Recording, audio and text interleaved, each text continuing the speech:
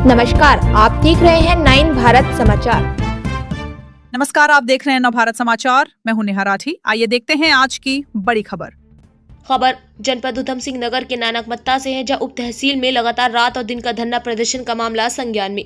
मामला नानकमत्ता के अंतर्गत ग्राम सरोजा का है, जहां ग्राम प्रधान पद के प्रत्याशी वजिंदर सिंह का आरोप है कि ग्राम प्रधान के चुनाव के दौरान उनके विरोधी और राजस्व विभाग के अधिकारियों ने मिलकर एक सुनियोजित षड्यंत्र रचा। वहीं चुनाव में नामांकन निरस्त कराने के लिए बिना किसी मौके की पैमाइश के अतिक्रमणकारी दिखाते हुए फर्जी दस्तावेज तैयार किए।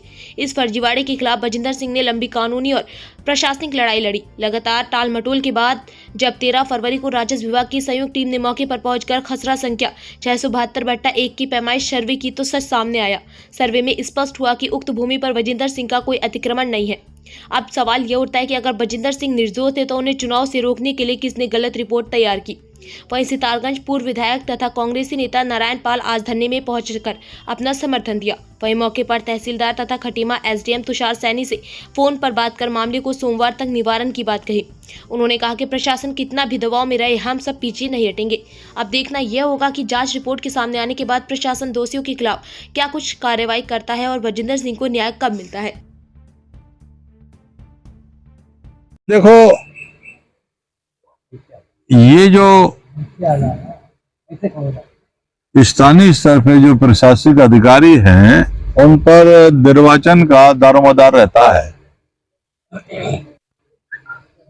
और आप कॉन्स्पिरेसी करके किसी को जबरदस्ती आप उसका पर्चा ही नहीं दाखिल होने देते हैं। इसमें जो यहाँ पे भाजपा के जो कुछ नेता हैं, उनका हाथ है। उन्होंने तहसीलदार से और नीचे के लोगों से मिलीभगत कर दी। मकान जमीन की यहाँ है तो आधा किलोमीटर दूर दिखा दिया इनका कब्जा। इन्होंने सरकारी जमीन पे कब्जा कर रखा है।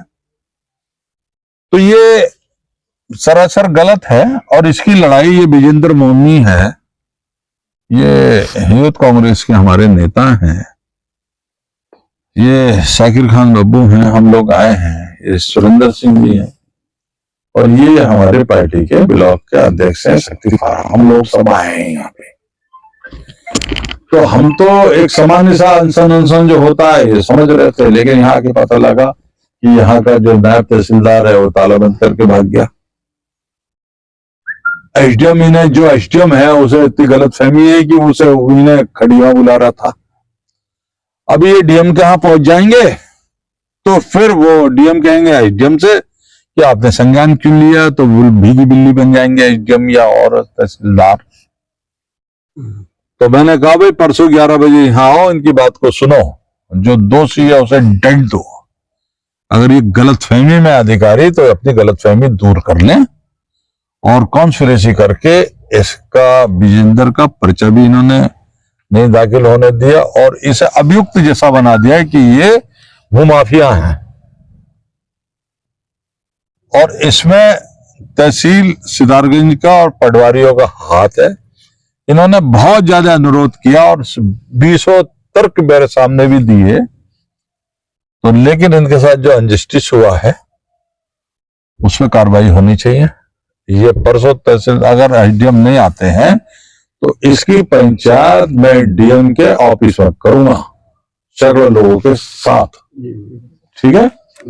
पंचायत फिर वहीं होगी इसकी और दोषियों को सजा मिले और बिल्कुल कॉन्स्पिरेसी करके जो लिए प्रशासन के लोग अपने आप को ये समझते हैं कि ये किसी का कुछ भी बना सकते हैं, बिगाड़ सकते हैं। तो मैं तो शाबाशी देता हूं, बधाई देता हूं इसको जो इन्होंने पूरी लड़ाई लड़ी और जग जाहिर हो गया। ये मैं कोई कान में बात नहीं कर रहा हूं, ये तो मैदान में बात कर रहा हूं।